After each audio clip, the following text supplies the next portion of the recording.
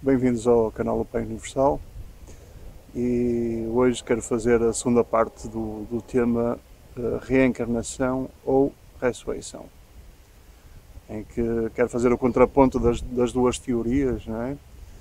E ver qual é que é mais plausível, qual é que faz mais sentido, inclusive qual entre elas é mais misericordiosa, mais amorosa, não é? Que revela mais a compaixão do Pai Divino, do Pai Universal. Na primeira parte eu fui mais sobre a questão dos fundamentos teóricos. Tentei focar em como é que a teoria da reencarnação não faz sentido numa fundamentação teórica, à luz do existencial, do cosmos, não é? E como é que a teoria da ressurreição bate certo. Mas aí não vou voltar a esse assunto, tenho que ver a primeira parte, vai ficar um link aí em baixo, nas indicações aí em baixo do vídeo, para vocês acessarem a primeira parte. Esta segunda parte eu quero ir mais para a questão fenomenológica, para a questão de como é que são interpretados diversos fenómenos, que são argumentos, digamos que é o carro-chefe, o carro forte da teoria da reencarnação. Os argumentos que eles têm para fundamentar que a reencarnação seria real, e eu quero contrapor os mesmos fenómenos à luz da teoria da ressurreição. Porque assim, enquanto houver fenómenos que podem ser vistos de uma outra forma, não podemos dar primazia absoluta à reencarnação como a única explicação possível para esses fenómenos. Não é? Esses fenómenos quais são? Um bem nítido, que chama muito a atenção das pessoas, é a capacidade inata com que certas crianças aparecem na vida. Não é? Aos 3, 4 anos de idade estão a tocar sonatas de Mozart e Beethoven, estão a tocar piano de uma forma inimaginável e absolutamente incompreensível. Como é que é possível uma criança estar a fazer aquilo, não é? E em todas as áreas. A questão da música, de dominar um instrumento, é daquelas que saltam mais à vista, mas em todas as áreas há esses fenómenos, esses génios infantis, não é? Crianças como génios. Não é? Outra situação é também algo que acontece com relativa frequência, que são supostas memórias de vidas passadas. Não é? Então, essas duas coisas eu vou mostrar como é que elas podem ser explicadas segundo a teoria da ressurreição. Por exemplo, a questão das aptidões inatas, de se ser um gênio em qualquer coisa, ainda é uma criança e já um gênio a tocar um instrumento ou o que seja. A teoria da ressurreição traz também uma explicação para isso. Primeiro nós temos que entender como é que se compõe o ser, como é que se compõe uma criatura humana, como é que ela é composta. E aqui é que já começam a haver diferenças, com a teoria reencarnacionista mais comum, a kardeciana, do espiritismo. Não é? O ser humano, a criatura humana, compõe-se de um eixo essencial que é a personalidade. Essa personalidade, segundo a teoria da ressurreição, essa personalidade será sempre a mesma pela eternidade inteira. Enquanto que na teoria da reencarnação é dito que a alma, o espírito, é sempre o mesmo e que a personalidade vai mudando de acordo com cada vida. Cada vida tem a sua própria personalidade. É como se a alma e o espírito fossem viajando de vida em vida com personalidades diferentes. A teoria da ressurreição diz uma coisa com um paradigma totalmente diferente. Diz que a personalidade é sempre a mesma. Ela foi criada, ela é pessoa. E essa pessoa será sempre a mesma. Eu serei sempre a mesma pessoa. Qualquer pessoa que me conhece agora e que avance pela eternidade, e eu também avance pela eternidade, e que nós nos reencontremos daqui a 10 bilhões de anos. Eu encontro o meu amigo Paulo daqui a 10 bilhões de anos. Daqui a 10 bilhões de anos, e já não como criaturas de carne e osso, não é? Mas como criaturas celestiais, não é? Vamos nos encontrar e vamos nos reconhecer, porque vamos ser a mesma pessoa. Não é pela morfologia física que nos vamos reconhecer, não é pela voz, pelo olhar que nos vamos reconhecer. Não, é algo automático. É um reconhecimento automático entre pessoas. Por exemplo, é interessante ver o exemplo de Jesus, que quando ele, após a ressurreição de Jesus, quando ele aparece às mulheres e aos seus apóstolos, é muito interessante ver que eles nunca o reconheciam quando olhavam para ele, porque ele estava diferente. Tinha um corpo diferente. Não era um corpo físico, ok, não, o paradigma tradicional, católico, etc., não está correto, não era um corpo físico, era um corpo chamado um corpo glorioso, que até, se não me engano, a própria Bíblia usa esse termo, não tenho a certeza, ok? Tenho uma vaga ideia de que a Bíblia usa o termo corpo glorioso. Esse corpo glorioso é feito de uma massa diferente, que não é a matéria física, é outro tipo de matéria, mas numa dimensão acima. O que era proporcionado às pessoas era a capacidade de verem aquele corpo. Há um tipo de entidade angélica celestial, que são chamados os controladores físicos, que eles conseguem chegar aos centros ópticos, centros nervosos e ópticos das pessoas, e acionar de tal maneira o nosso mecanismo óptico nervoso, para captarmos as coisas em outra dimensão. Então era isso que acontecia. Os anjos controladores físicos chegavam junto dos apóstolos, dos seguidores de Jesus, e acionavam esses centros ópticos e permitiam que as pessoas conseguissem ver Jesus no seu corpo glorioso, que não seria o corpo final de Jesus, ok? Aquele era só o primeiro corpo, num estágio inicial, logo após a ressurreição. E durante algum tempo Jesus conseguia fazer-se visível dessa maneira, conseguia comunicar com as pessoas dessa maneira. Comunicou-se com milhares de pessoas. Num dos últimos, ele voltou a manifestar-se durante 19 vezes, após a morte dele.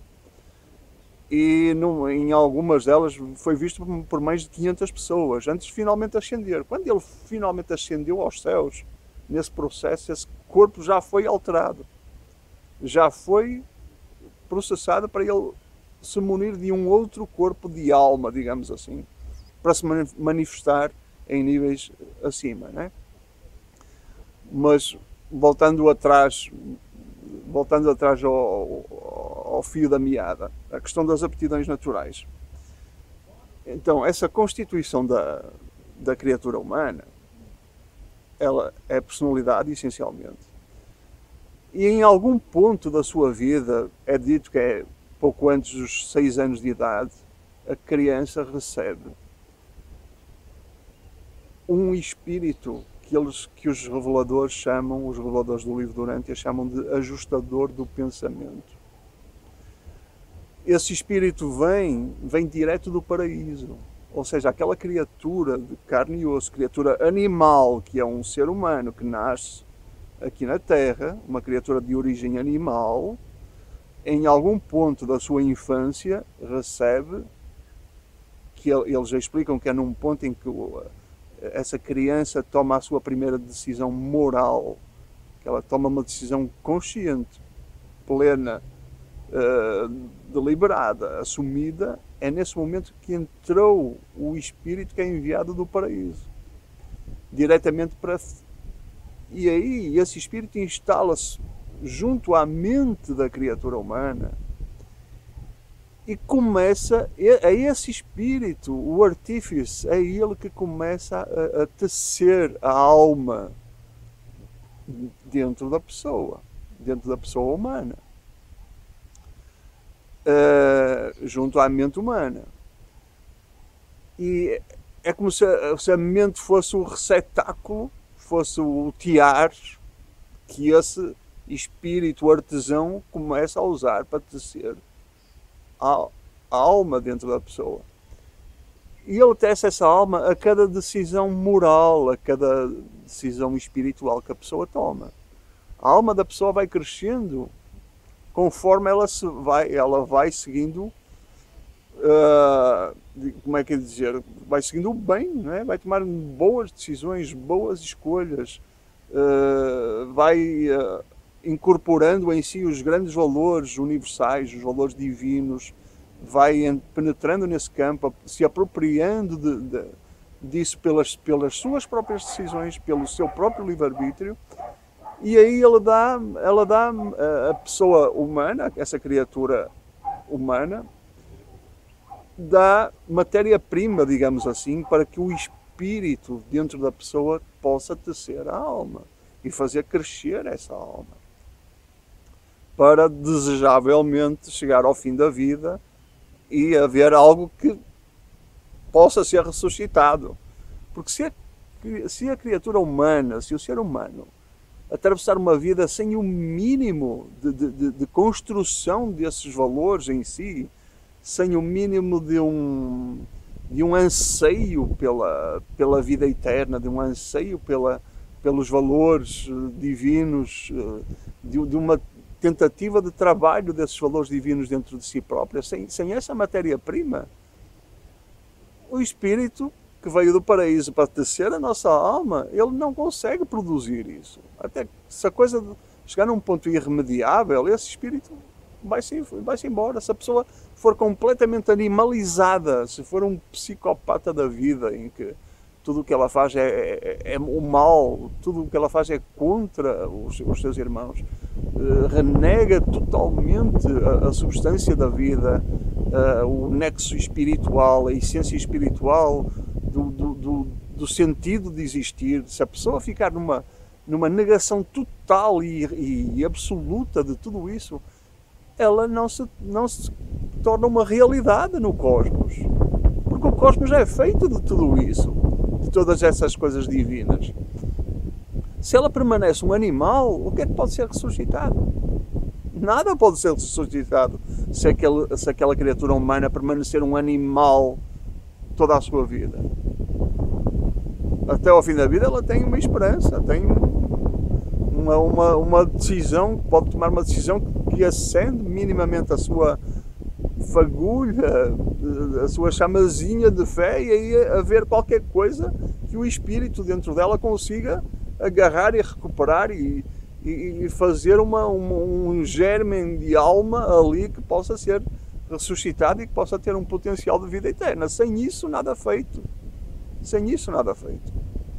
Bom, o que é que isso implica? Implica o que é que nós já estamos a ver aqui. Estamos a ver um eixo central, que é a personalidade humana, que será eterna se a pessoa escolher ser eterna. Ok? Que é, fazendo aqui uma parte importante, que é muito interessante, que a teoria reencarnacionista, a kardeciana pelo menos, ela coloca como uma inevitabilidade de que as pessoas serão eternas, de que elas viverão sempre, não é? E que quando estão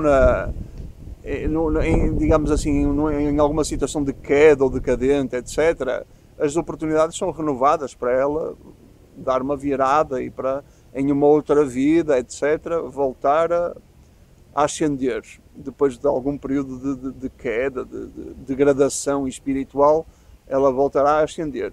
E, digamos que ela está condenada, entre aspas, condenada a se tornar pura e perfeita. O paradigma da ressurreição fala de uma coisa totalmente diferente. O paradigma da ressurreição dá o livre-arbítrio pleno à criatura, em que ela é que tem que decidir o que ela quer. Inclusive, ela tem direito a não ser eterna. Isto, quando eu tomei contato com isto pela primeira vez, para mim foi um choque muito grande. Tipo assim, meu Deus, como assim? Foi meio assustador, não é? Pensar que alguém poderia não ser eterno, não é? Algum momento ser eliminado da vida, não é? Mas depois, ponderando na situação, realmente essa é a situação mais justa. Porque senão eu sou um escravo da minha própria. É? Não tenho nada a dizer sobre o assunto. Estou condenado a ser perfeito. E se eu não quiser ser perfeito, se eu não quiser caminhar pela eternidade, se eu quiser que a minha vida eterna ou potencialmente eterna seja interrompida em algum ponto? E se eu quiser isso? Porque isso acontece, meus queridos. Há gente que chega nesse ponto. Tanto aqui na Terra, como mesmo a caminho do paraíso. Há gente que chega nesse ponto de dizer, não quero mais, não estou cheio, estou cansado, não quero viver. Acabou. Quero. Quando, claro que a criatura tem que chegar numa absoluta consciência de que não quer. Não é ao mínimo capricho dizer que está por amoada ou chateada ou aborrecida com o que for e decide suicidar-se cosmicamente. Não, não é assim. É uma coisa plenamente consciente de que não quer. Não quer, não quer, não quer. E ponto final. Aí Deus dá-lhe essa liberdade. Dá-lhe a liberdade dela escolher. É o livre-arbítrio na sua plenitude absoluta. Deus deixa na mão da criatura se ela quer ou não caminhar pela eternidade. Bom, mas voltando atrás outra vez. Então a questão desse espírito que vem do paraíso e que vem para junto à criatura humana, dentro da criatura, começa a tecer a alma. Esse espírito tem assim, é dito que no nosso planeta, o planeta Urântia, o planeta Terra, que todas as pessoas, desde que Jesus veio cá e desde que Jesus entregou o seu espírito da verdade, instalou o circuito espiritual no planeta e no seu universo inteiro que ele governa, o espírito o espírito da verdade, desde que ele instalou esse circuito, deixou esse circuito aqui após a sua ressurreição e o seu regresso ao trono, onde ele comanda o seu universo, desde essa época, todo e qualquer ajustador, todo e qualquer espírito que venha do paraíso para se incorporar a uma criatura humana durante num momento essencial da infância da criatura, todas as criaturas humanas têm essa possibilidade finalmente de receberem esse espírito. É-lhes automaticamente dada essa concessão, digamos assim, paradisíaca, de terem um espírito ajustador do pensamento junto com cada um de nós. Porque é que eles usam? É muito interessante eles usarem o termo ajustador do pensamento. Porque a base é esta, para explicar esse termo, é que se nós estivéssemos soltos à nossa própria vontade de criatura mortal, animal, na sua origem, nós dificilmente escolheríamos determinadas coisas que são as coisas desejáveis, as coisas boas que farão crescer a nossa alma, as coisas boas que nos proporcionarão a vida eterna. Nós muito naturalmente seríamos mais facilmente arrastados por impulsos da animalidade, sem um crivo, sem um filtro, sem uma vozinha, digamos assim, que nos levaria que nos faria uma chamada de atenção, que nos tentaria puxar numa determinada direção, sem invadir o nosso livre-arbítrio, mas como um conselheiro, como algo que está dentro de nós nos inspirando, algo que está dentro de nós fazendo-nos ansiar pelo bem, pelo belo, pelo verdadeiro. Então, essa ânsia, esse anseio, esse desejo do bom, do belo e do verdadeiro e da eternidade e tudo o que é perfeito e maravilhoso, esse instinto que está em nós é garantido por essa presença desse espírito ajustador do pensamento que veio do paraíso e está em cada um de nós. Cada um de nós tem essa centelha divina individualizada em cada um de nós.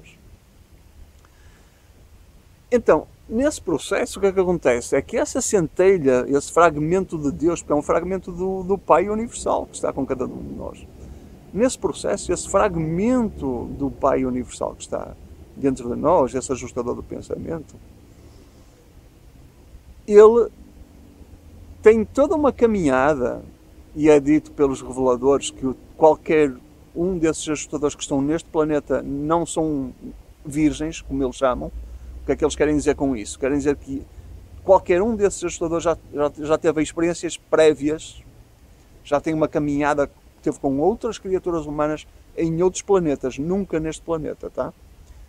Teve experiências prévias com outros seres humanos que foram seres humanos que desistiram da eternidade, ou que não se graduaram, que permaneceram na animalidade e não houve o fusionamento entre esse espírito que veio do paraíso com a criatura mortal humana.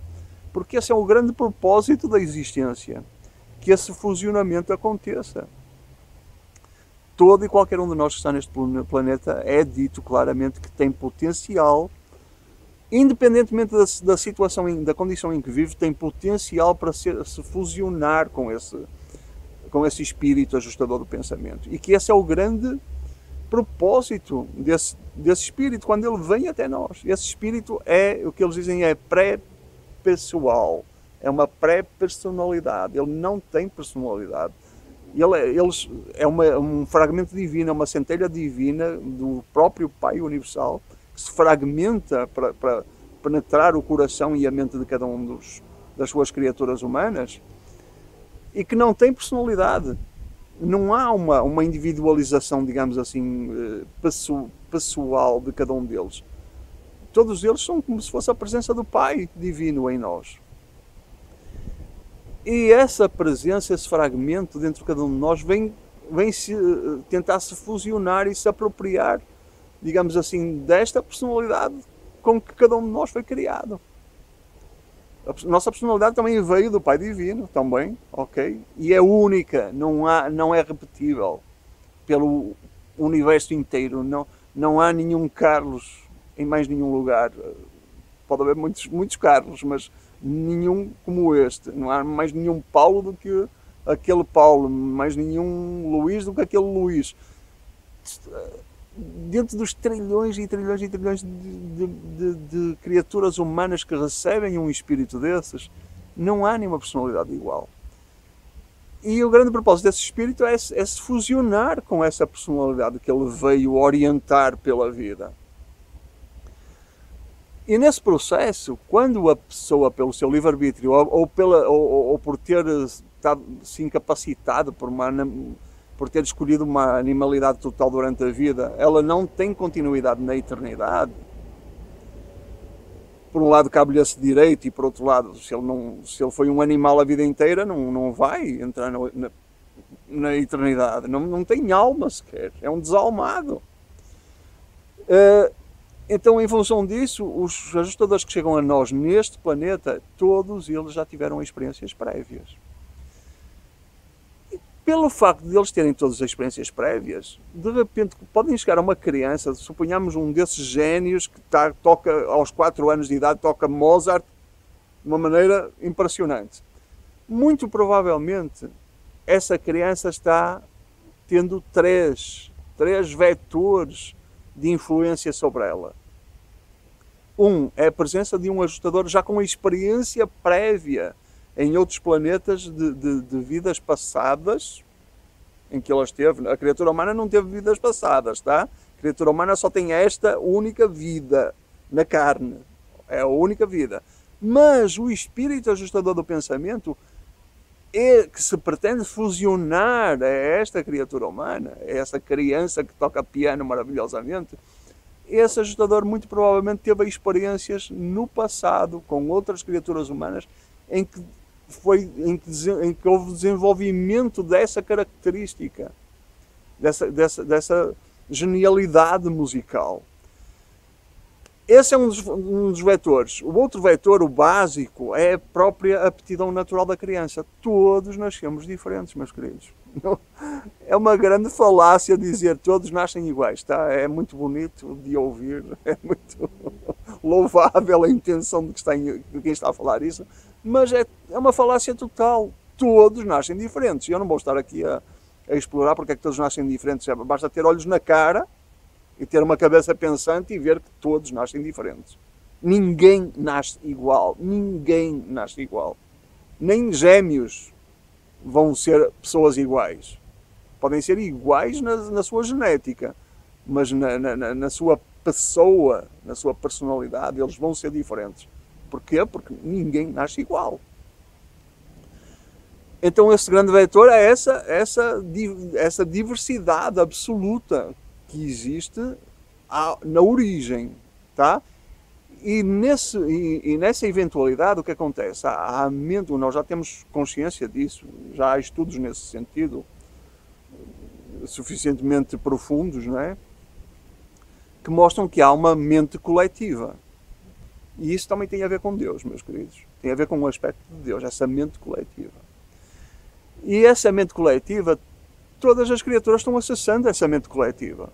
Desde os bichinhos, desde as formiguinhas, desde os micróbios até aos grandes génios da humanidade, todas as criaturas, e mesmo os anjos, por aí fora, né?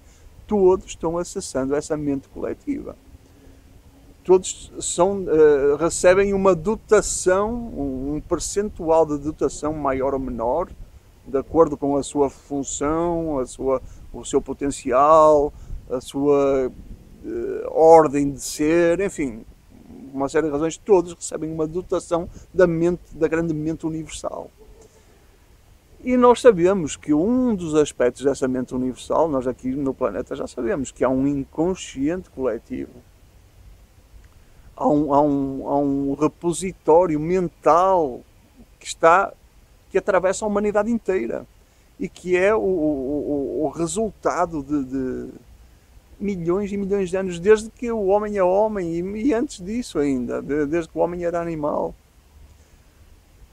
Essa dotação, como todos nós nascemos temos uma genética diferente, também o acesso ao percentual dessa dotação é diferente de indivíduo para indivíduo. Então, por todas as experiências prévias da grande massa humana, de que houve génios que desenvolveram a sua aptidão musical, por exemplo, para dar um exemplo, num grau elevadíssimo, eles deixaram um legado. Esses génios deixaram um legado realmente. Esse legado não é só no plano consciente, não é só no plano das pautas musicais que eles deixaram disponíveis para as pessoas estudarem, não é só das práticas que cada um pode fazer para desenvolver essa sua aptidão. Não, também há no inconsciente coletivo, esse legado está lá. E algumas pessoas, quando nascem, de forma que nós não sabemos quais são qual é a razão para isso especificamente, mas algumas pessoas nascem acessando mais dessa dotação que está na grande massa humana, tá? Então temos esses dois grandes vetores, o espírito que veio do paraíso com experiências prévias com outras criaturas humanas que desistiram da caminhada e ele ficou livre para vir tentar fusionar-se com alguém aqui no planeta Terra, e essa dotação da mente cósmica, da mente do inconsciente coletivo que está aí, né?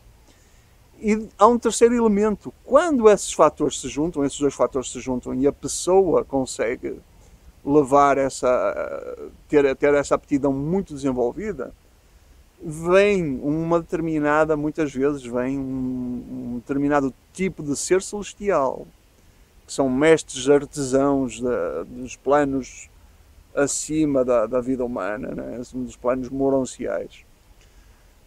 Que os espíritas diriam dos planos astrais, é outra palavra, qualquer dia vou explicar melhor o que é isso. Vêm esses mestres artesãos, que são anjos, um tipo de anjos, e vêm inspirar essas pessoas. porque essas dotações são muito importantes, não é? É uma grande dádiva para a humanidade. O plano artístico, o plano da beleza, tem a ver, há os três grandes pilares da existência, que é a verdade, a beleza e a bondade, os três grandes pilares da existência. Então quem opera, estou só para dar o exemplo específico das artes, porque pode ser em qualquer campo, pode ser em qualquer campo da atividade humana que essa genialidade acontece e que essas inspirações vêm. Mas concretamente nesse exemplo da criancinha que com 4 anos está tocando algo deslumbrante e impossível de imaginar que uma criança faria, tem esses três vetores em ação. De repente ela vai ter um anjo artesão moroncial inspirando essa criatura humana para produzir grandes obras, para fazer avançar as coisas no campo da música e para depositar também mais um legado, mais um acréscimo, mais um adicional para essa grande mente coletiva, e as próximas gerações, alguns indivíduos dessas próximas gerações beneficiarão desse legado que ficou, digamos, arquivado no inconsciente coletivo, não é? As memórias de vidas passadas, supostas memórias de vidas passadas, prendem-se com o mesmo fator. Com esse fator.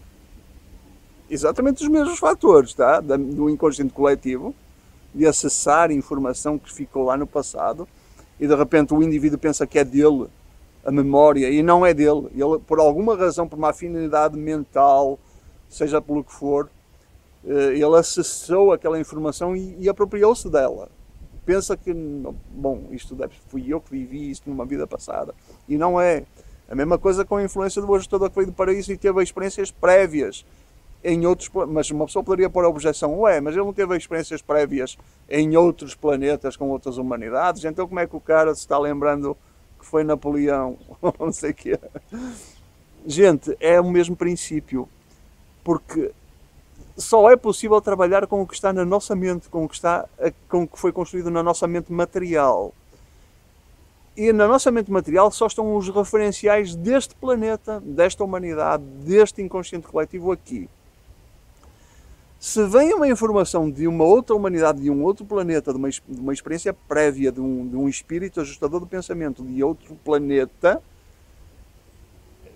para ser traduzível na mente humana daqui, deste planeta, eu só consigo remontar essa memória do passado com os referenciais do presente e com os referenciais daqui. Então, para dar um exemplo meio tosco, mas para ficar entendível, de repente esse ajustador teve uma experiência com um Napoleão qualquer de outro planeta, um cara pirado da cabeça, que ficou para lá a chacinar a gente a torto e a direito numa tentativa de construir um império.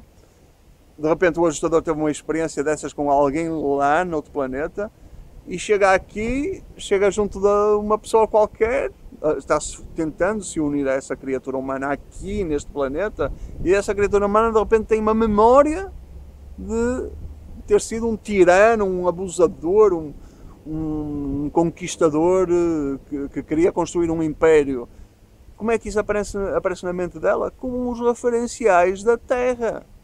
O referencial da Terra é um Napoleão, é um Hitler, é o que for. Então, isto para dar um exemplo meio simplista, mas é essa a base. E é essa a base e que eu acho que faz sentido, né? Gente, e agora quero terminar voltando ao primeiro ponto do primeiro vídeo, da primeira parte, que eu abri o vídeo falando da questão da justiça. Porque é isso que é uma das principais motivações para se ter construído a teoria da reencarnação, é essa ânsia, esse anseio pela justiça. Por querermos ver Deus como um ser justo,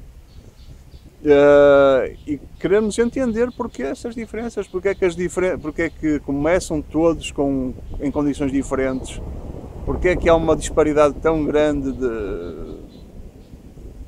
das condições em que cada um nasce e vive, etc. porque é que há diferenças, essas diferenças inatas, porque é que uma pessoa nasce muito mais inteligente do que os outros, muito mais capacitado do que os outros em determinadas áreas, enfim, todas essas diferenças. Então há um instinto nosso, digamos que é uma exigência nossa perante a vida de tem que haver uma justiça aqui. Então onde está a justiça? Muitos ficam pelo simplismo de acabar com a ideia de Deus só por causa dessa base, desses diferenciais que existem na vida, né? Outros querem ir mais longe um pouco. Estão abertos para a ideia de que Deus existe, mas querem que Deus lhes explique então porque é que são essas coisas tão chocantes, porque se não fosse chocante era tranquilo, mas às vezes são coisas muito chocantes, não é? Coisas que implicam muita dor existencial, muita dor experiencial, não é? Então, nesse sentido, eu vou ler aqui uma parte do livro de Urântia que mostra porque essas diferenças, sem precisar da teoria da reencarnação para nos dizer que, ok, tu agora estás pobre, mas na próxima vida vais ser rico, se te portares bem agora vais ser rico, ou tu agora és um escravo, mas na próxima vida, se te portares bem, vais ser livre, enfim, qualquer coisa, não é? Mas essa viagem entre contrastes, digamos assim. Então eu vou mostrar o que é que diz o livro de Urântia, fundamentado na teoria da ressurreição, e que mostra um novo paradigma, que justifica todo esse diferencial de potenciais, de condições inatas, justifica tudo isso de uma forma razoável, entendível, e que mostra como é que tudo isso é desejável, afinal. Como é que essas diferenças são desejáveis. E não tem nada a ver com justiça ou injustiça de Deus. Tem a ver com a construção das criaturas, com o crescimento das criaturas. É absolutamente essencial que hajam essas diferenças, que haja esse diferencial entre as pessoas em todos os aspectos, para que todas as criaturas cresçam. Essa diversidade é a maravilha dessa diversidade. Então eu vou ler aqui essa parte que explica tudo. E fala assim: as incertezas da vida e as vicissitudes da existência de nenhuma maneira contradizem o conceito da soberania universal de Deus. Toda a vida da criatura evolucionária é assediada por certas inevitabilidades.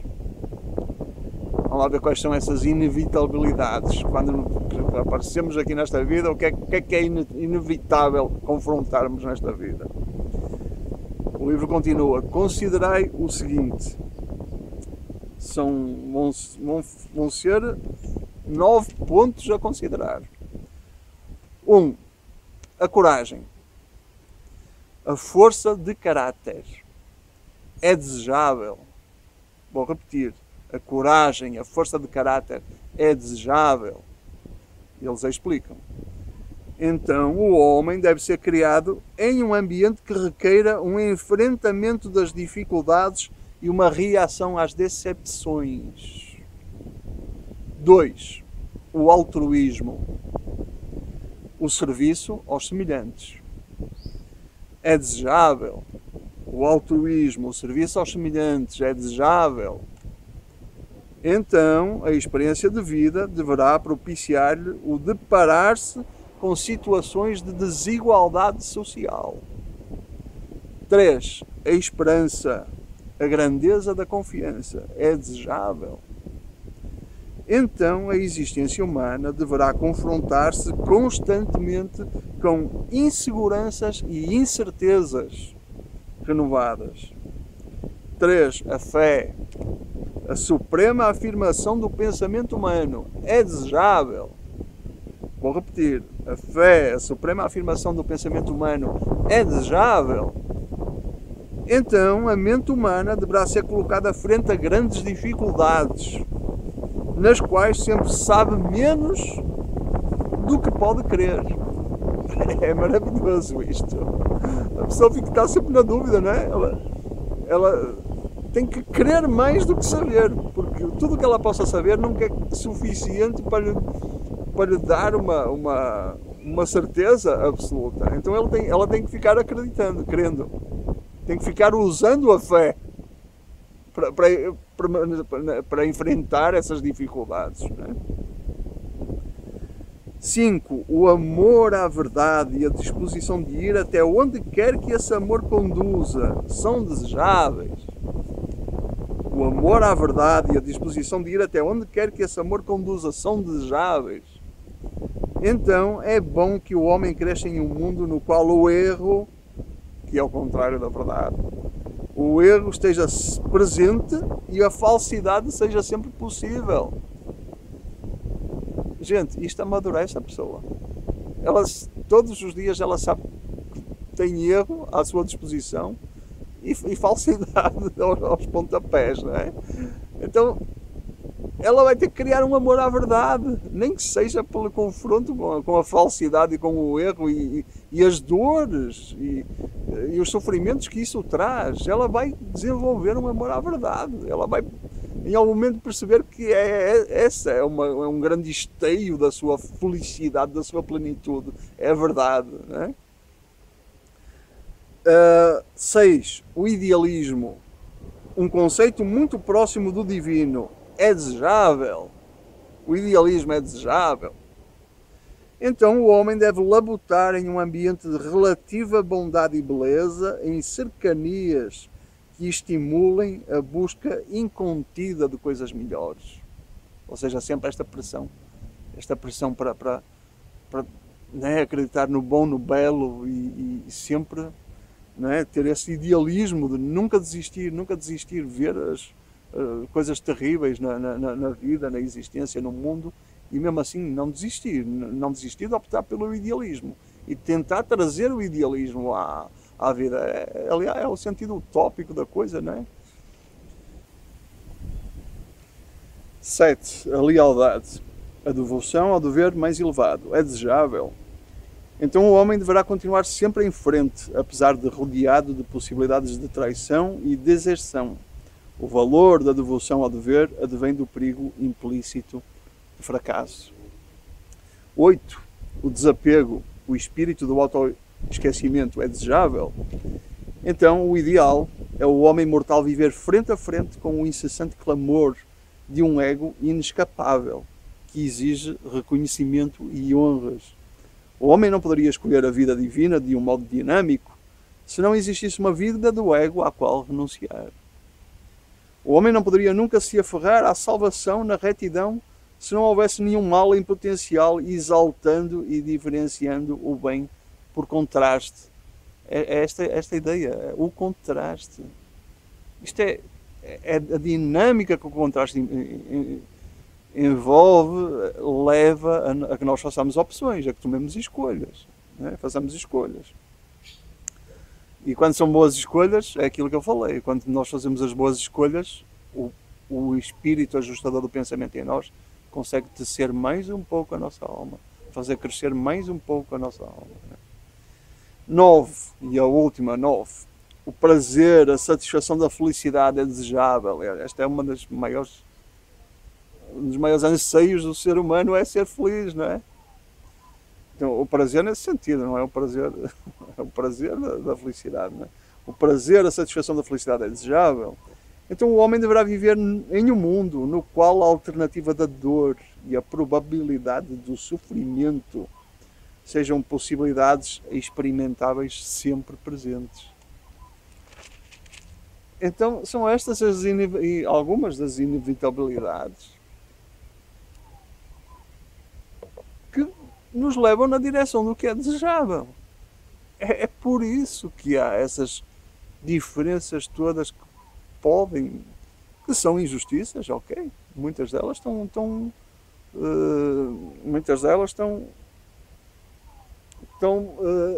fundamentadas num sentido injusto das coisas.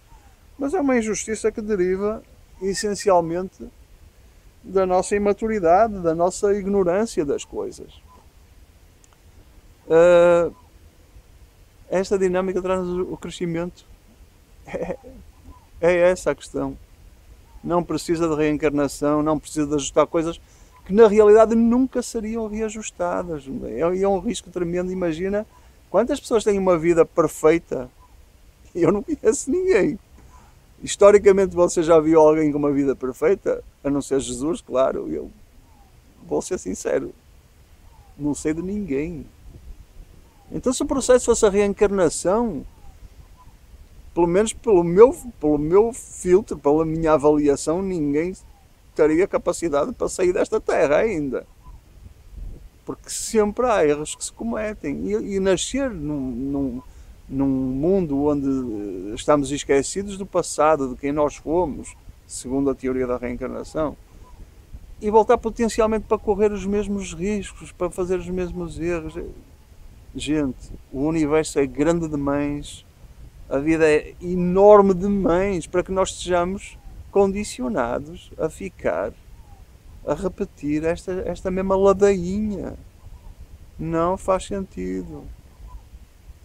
Graças a Deus, nós seremos ressuscitados, aqueles que quiserem, pelo seu livre-arbítrio, que queiram avançar, que queiram crescer para Deus, que queiram cada vez mais incorporar os valores divinos à sua alma, à sua experiência, à sua essência, esses que continuarão pela eternidade, não têm que voltar para aqui. Não desta maneira, nunca.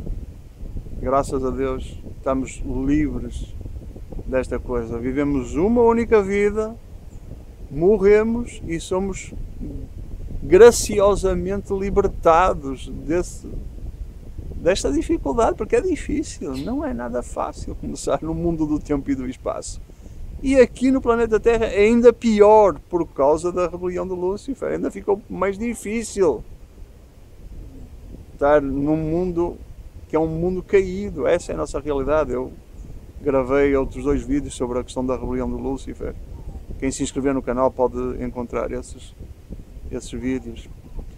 E pronto, meus amigos, espero que tenha sido mais informativo sobre esta questão, que eu acho que é importantíssima, para as pessoas se libertarem mesmo. E eu que passei por essa crença durante 25 anos, eu digo que eu me libertei. Então confio que essa libertação está aí para todos, e é desejável que esteja aí para todos. Um grande abraço a todos, obrigado pelo tempo que estiveram aqui, darem ouvidos a esta mensagem. Um grande abraço a todos.